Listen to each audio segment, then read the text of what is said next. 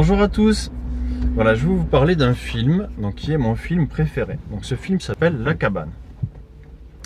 Comme à chaque fois dans cette série de vidéos, je vous conseille tout d'abord de regarder ce film et puis ensuite d'inviter vos amis à le voir.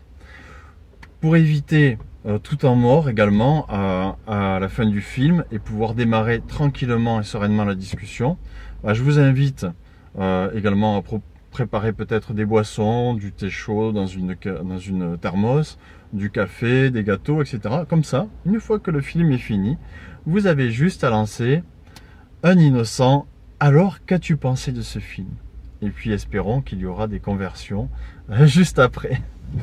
Alors personnellement, ce film m'a beaucoup touché parce qu'il raconte l'histoire d'un homme qui a vu sa fille lui être enlevée alors qu'il était parti en camping avec ses enfants. Et sa fille va être enlevée et tuée. Bien sûr, on ne voit pas, donc je vous conseille pas quand même de regarder ce film avec des enfants en bas âge, des adolescents, pourquoi pas, à partir de 13 ans, voilà. Mais des enfants en bas âge, je vous le conseille pas. Ensuite, cet homme va être amené à changer sa vision de Dieu, puisqu'en fait c'est un homme qui est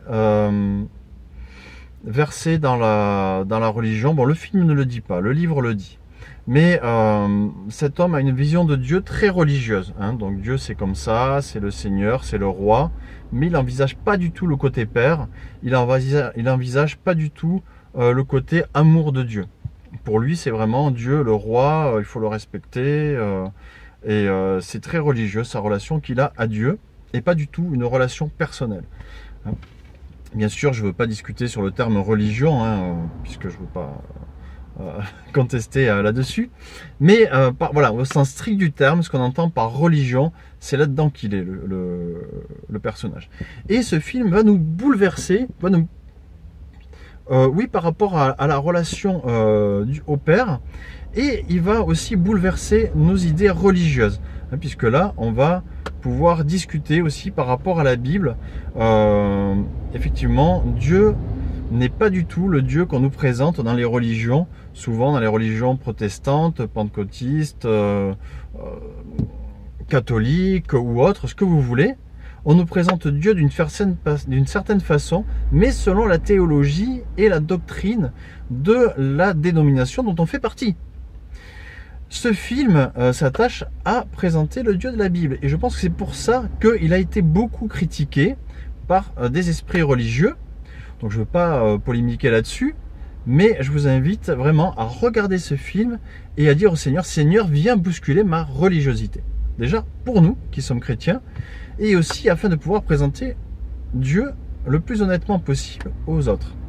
Donc, bien sûr, l'auteur s'est permis quelques libertés. Donc Dieu est présenté, le Père est présenté sous les traits d'une femme noire, ensuite sous les traits d'un Indien. Le Saint-Esprit, c'est une jeune asiatique. Jésus, bon, évidemment, c'est un jeune juif. Là. Je pense pas qu'on pouvait faire autre chose. Mais voilà, c'est pour dire que Dieu se présente de diverses façons. Et ça aborde bien les thèmes, parce que parfois c'est un petit peu flou avec les personnes qui ne sont pas chrétiennes, qui ne connaissent pas un petit peu Dieu. Qu'est-ce que c'est la Trinité? Donc là, ça aborde aussi ce thème-là.